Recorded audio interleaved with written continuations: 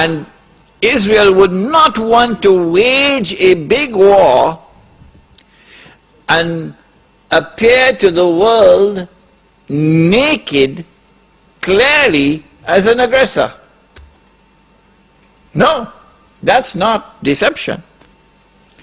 Israel has to wage her big war and make it appear as though she was only defending herself. The only Muslim I know of who has had the capacity to be able to penetrate the deception that has been going on all these years, the only one I know of, was a man who never went to Al-Azhar University. Now, he wasn't the Sheikh. His name was Malcolm X. He's the only man I know of who had that eyes wish to see and would clearly recognize the strategy and the deception. Read Malcolm X. How is Israel going to launch this big war and yet get away from being perceived by the whole of humanity as the aggressor, blatant aggression? You have to come with a good strategy. The strategy is this. Ariel Sharon goes into Masjid al-Aqsa with 1,000 Israeli military with him, with their shoes on, with the full knowledge that this calculated act of extreme provocation must have a response, a fiery response. And as the flames of the new intifada emerge, you must keep it burning by committing upon the Palestinian people more and more atrocities that drive them into a greater and greater rage. This is planning, this is strategy, this is not happening by accident. As Israel unleashes this barbaric oppression upon the Palestinian people, you must have a television station which you plant amongst them, which will cover this, that your Egyptian television would not cover, and your Jordanian government would not allow on Jordanian television, so you create something called Al Jazeera. And the Arab masses believe Al Jazeera is their station. This is the only place in the world we can get authentic information, Al Jazeera. So Al Jazeera is now used to portray all the atrocities. And so around the Arab world, the masses only have to tune into Al Jazeera and they know what's happening. And so the Arab masses become more and more angry, more and more enraged. And guess who begins to tremble now? The governments which are pro-American.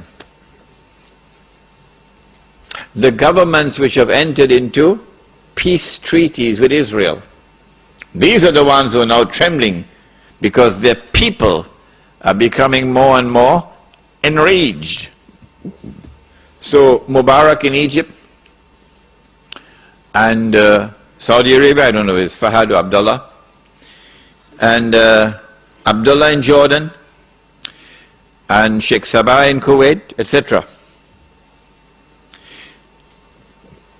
Israel has to judge the temperature on the ground in the Arab world. And because Israel has a strategic military alliance with the United States of America, it is when Israel judges the temperature to be hot enough, only then will Israel give the go-ahead to the United States to attack Iraq. Only then. And you have to inform the whole world in advance that you're going to attack Iraq. So the masses must be expecting it. Why? So that when the United States attacks Iraq, you would have the kind of spontaneous outburst from the Arab masses that you want. That they will take to the streets in massive demonstrations. The kind which brought down Zulfikar Ali Bhutto in Pakistan. The kind which brought down His Imperial Majesty, the King of Kings. Which one? Shahin Shah, the King of Kings. They tested this formula. They tested this formula because they were actively involved in all that drama in Iran. Oh yes. Without in any way being uncharitable or lessening in any way my appreciation and my respect and the honor which I have for those who led the Iranian Revolution. I have to admit that in addition to their sincere efforts and their struggle against the oppression of the Shah, that there were also others that worked to help them without their even knowing it. So they have finessed this methodology of how to bring the masses out onto the streets. And this is what is about to occur. As the masses go out onto the streets, the ones who are going to be targeted are the pro-American regimes in the Arab world. The objective? To get one or more of these regimes to fall through massive demonstrations, anti-American and anti-Israeli demonstrations. Which one is likely to fall first? Let me stop. Come on. Huh? Jordan is correct. Jordan is correct. Which is why Abdullah has his bags packed already.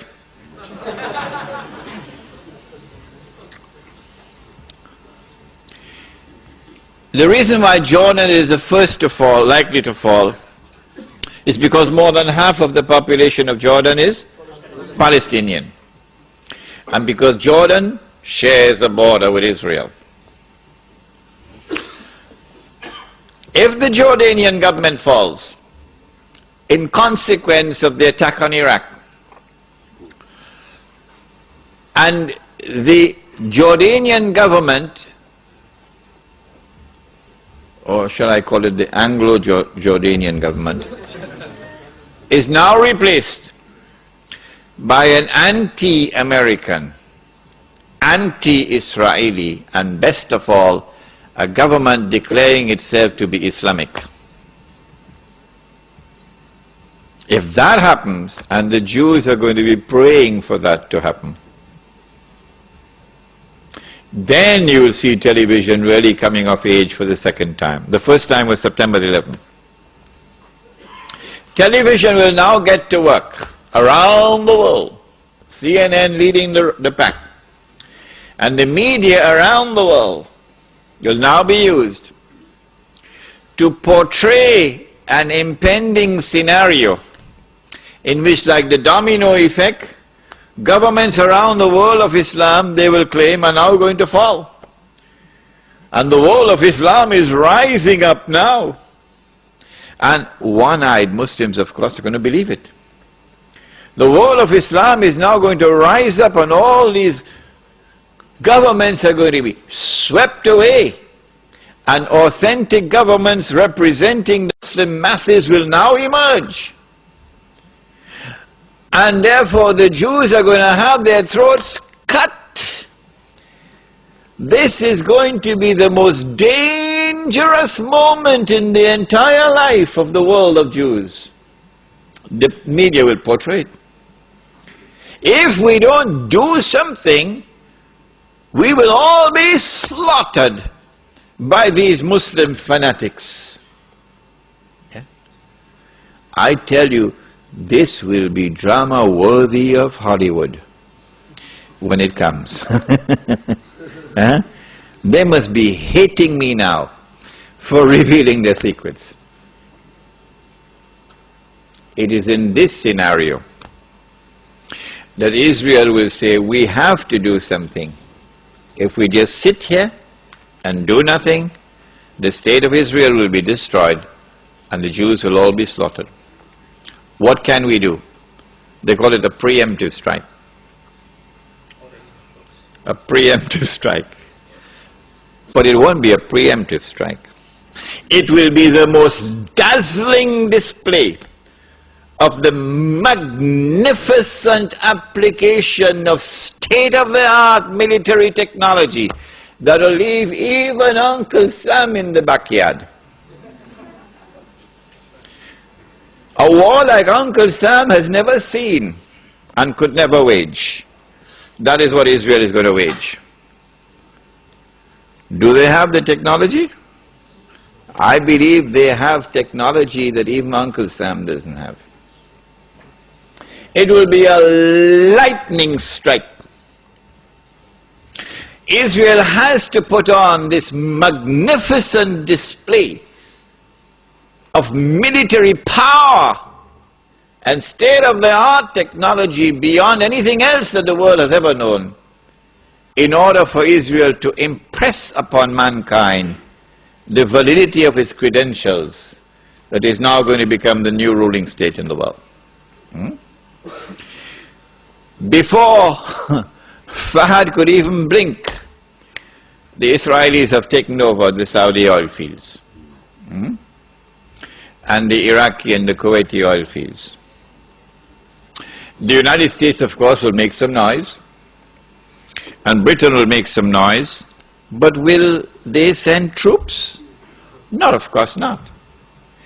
The United Nations Security Council is now going to be used by the rest of the world, particularly Uncle Europe, and Uncle Japan, and the rest of the world.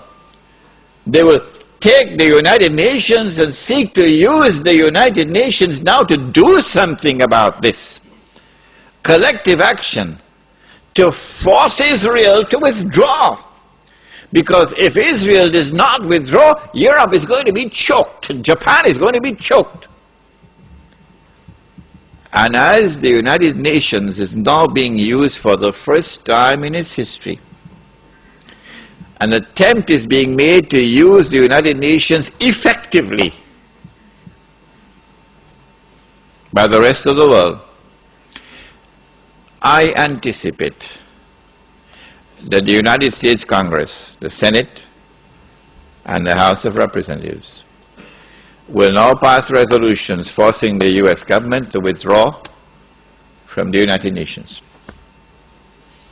And as soon as the United States withdraws from the United Nations can no longer sit down in New York, pack up and move. So in the same way that the League of Nations collapsed, the United Nations now collapses. United Nations cannot be relocated anywhere else. No. Because the United States is the ruling state in the world. The League of Nations collapsed because the United States was not in the League of Nations. That's why the League of Nations collapsed. And so the United Nations cannot be relocated anywhere. No, it can't take it to Geneva. It's not going to work. And he'll be ruling the world from Jerusalem with what would appear to be eternal rule. It is at that time that the Imam will emerge from Medina, hurrying to Mecca, which is our lecture for tomorrow night. It is at that time that the Son of Mary will come down, and the Son of Mary will have his hands on the wings of two angels,